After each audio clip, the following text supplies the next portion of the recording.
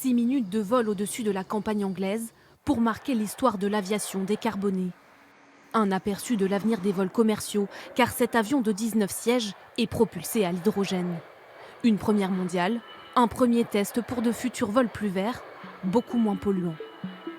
Le principe de cette énergie, l'hydrogène situé dans un réservoir passe dans une pile à combustible avant de devenir de l'électricité et de fournir les moteurs. Depuis plusieurs années, les géants du secteur aéronautique investissent dans la recherche de carburants alternatifs au kérosène.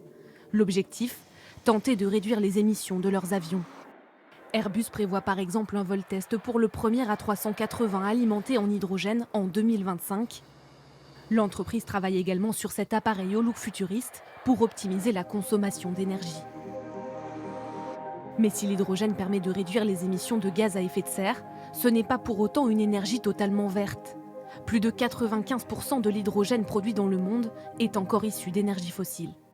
Quand on consomme de l'hydrogène, ça génère de l'énergie pour l'avion, mais ça n'émet absolument aucun CO2, ça fait simplement de la vapeur d'eau, donc c'est génial. La vraie question, c'est oui, l'aviation peut passer à l'hydrogène à horizon 2035, progressivement jusqu'à 2050, mais est-ce que l'hydrogène va être propre? Et les efforts que fait l'aviation, j'ai l'impression que le secteur de l'énergie ne fait pas les mêmes efforts pour être capable de produire de l'hydrogène propre à cette même échéance.